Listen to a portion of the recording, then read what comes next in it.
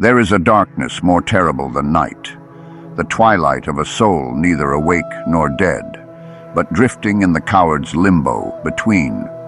You have seen him, you have passed him in the street, in the mirror, in the hushed corridors of your own mind. His eyes are open, yet he does not see. His feet move, yet he does not walk. His heart beats, yet he does not live. He is the ghost of what you fear to become. A body without a will, a voice without a cry, a man who has traded his fire for the numbness of the herd. I tell you plainly, this is no mere slumber. It is a paralysis of the spirit, a surrender so complete that the world moves through him like wind through a hollow tree. He eats, but does not taste. He speaks, but does not say. He loves, but does not burn. And when death comes, as it must, it will find him already vacant, a house long abandoned by its owner. How does a man fall into such a state? Slowly, one compromise at a time, one silenced dream after another, one tomorrow piled upon tomorrow until all his yesterdays are a graveyard of might-have-beens. He does not refuse life outright. Oh no, that would require too much courage. Instead, he lets it drip through his fingers like sand, whispering to himself that there will always be more. But there will not. The hour is coming, has come, when you must choose to shake yourself awake like a dog emerging from icy waters, or to remain this sleepwalker, this half-thing, this insult to the divine spark within you. There is no middle ground, no almost, no safe distance from the war. You are either climbing the mountain, or you are rotting at its base. I knew a man once who slept standing for 30 years. He was a banker, a father, a pillar of his community, and on his deathbed he wept not for his sins, but for his silence. I never once, he confessed, raised my voice, never once struck the table with my fist, never once defied or howled or bled for something greater. His children did not mourn him. They buried a stranger. Do you wish this to be your epitaph? Then wake. Wake now. Tear the veil from your eyes and see the world as it is. A battleground where every second of hesitation is a wound, every withheld word a self-inflicted scar. The dawn is here. The fire is lit. The gate stands open. Walk through it, or sleepwalk into oblivion. A man who lives on borrowed time dies with borrowed bones, and the earth will not remember his name. Why the weak grow roots.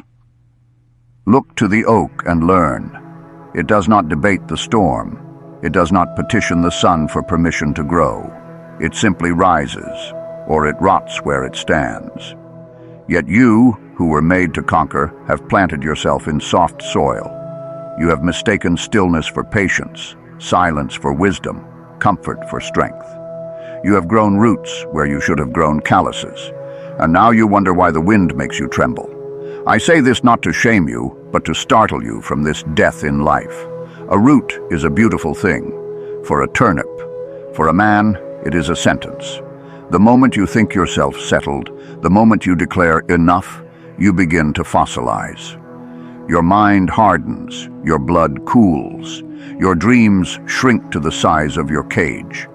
And when opportunity knocks, you will not answer, not because you are afraid, but because you have forgotten how to move. History is not made by the planted. It is made by the uprooted, the displaced, the hungry, by those who risked the cliff's edge rather than wither in the meadow. Moses was a prince before he was a prophet. Paul was a Pharisee before he was an apostle. Even Christ himself left the carpentry to face the desert.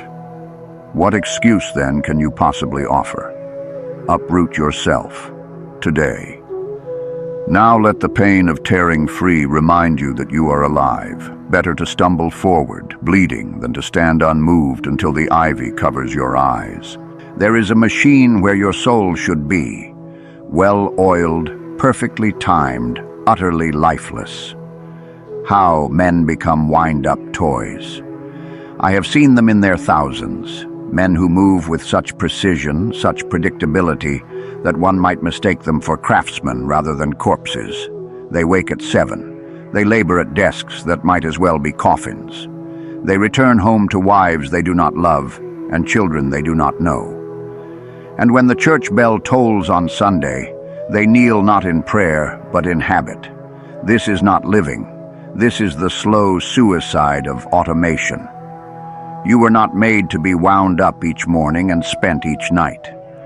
There is no poetry in a life measured by the ticking of a clock rather than the pounding of a heart.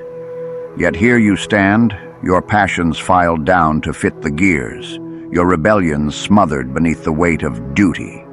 Duty to whom? To what? To the bankers who own your hours? To the neighbors whose opinions you despise? To the coward within you who whispers that risk is sin?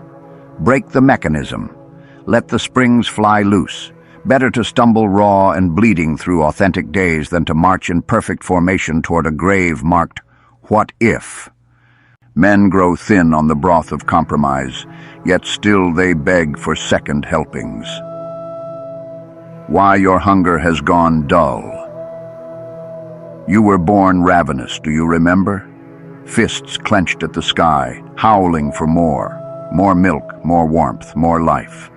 Somewhere between then and now, they taught you to chew politely, to savor the sawdust they called bread, to give thanks for portions that would starve a sparrow. Now you sit at their table like a well-trained dog, licking the hands that keep you leashed. Your dreams reduced to crumbs, your fury simmered into soup, your divine discontent stuffed with the cotton wool of television and cheap whiskey until you can no longer feel its teeth. I tell you this, no lion ever grew strong grazing with sheep. No eagle ever soared on donated wings. The hunger you suppress is not childish, it is your birthright. The world wants you docile. God made you dangerous. Starve the coward, feed the conqueror.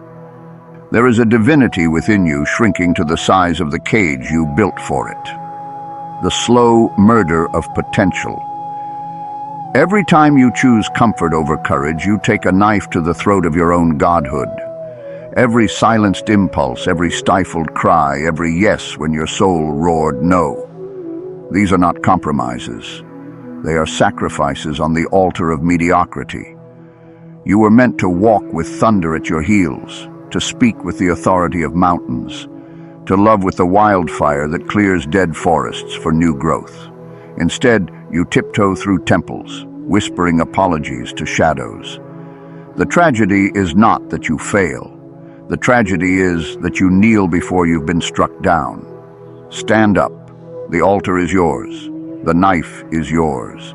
The God within needs no permission to breathe fire again.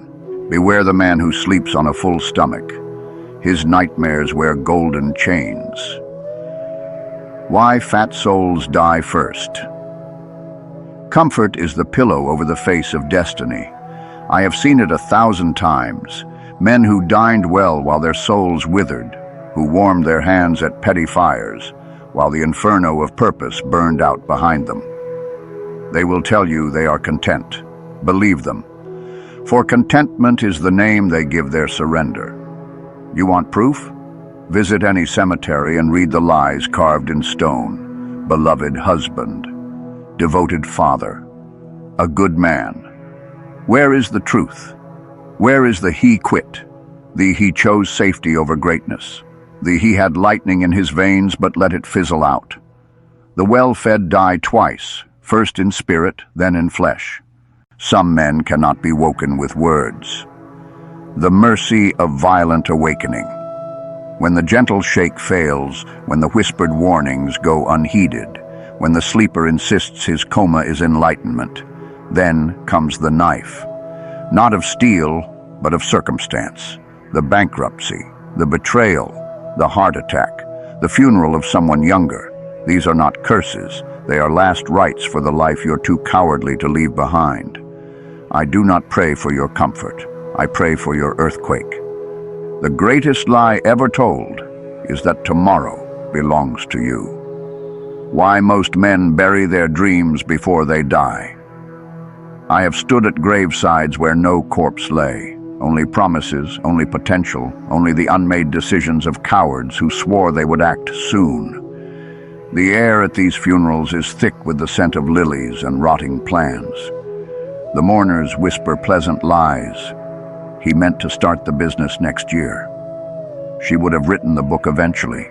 They nearly took that voyage. Nearly. Almost. Someday. These are the epitaphs of the half-lived. You dig this grave every morning when you press snooze instead of rising to meet your destiny. You lower the coffin every evening when you choose distraction over discipline. And when death finally comes for you, as it must, it will find you have already buried your best self in shallow ground. Stop mourning tomorrow. Burn the shovels. Live today as if the hearse waits outside your door, because it does. No harvest comes without sacrifice, yet you till the earth with gloves on. Why your hands are too clean. The wheat grows tallest where battlefields once ran red, the vineyard sweetest where martyrs fell. This is the first law of creation. Nothing of worth springs forth without payment in blood. But you plant plastic seeds in sterilized soil and wonder why your life yields plastic fruit. You want glory without wounds, wisdom without scars, triumph without calluses. You have forgotten that calluses are the only true medals a man can wear into eternity. I tell you plainly, until your knuckles split on the stones of effort, until your sweat salts the earth of your endeavors, you are not farming, you are gardening, and no one ever changed the world with petunias. Strip off the gloves, let the thorns do their work. The ground is thirsty. Dying breaths smell of almost. What the weak whisper before the dark takes them. I have kept vigil at enough deathbeds to know the pattern. The strong die with their jaws set, their eyes clear, their accounts settled. The weak, they choke on 3 phrases. I could have. I meant to. If only. These are not words. They are tombstones in the mouth. You are writing your last words right now, not with pen and paper, but with every postponed decision, every compromised principle, every silenced ambition. The tragedy is not that these words will be spoken, but that you are rehearsing them daily in 1,000 small surrenders. Change the script. Let your final breath be a war cry, not a whimper. The choice is yours, but choose quickly. The curtain is already falling.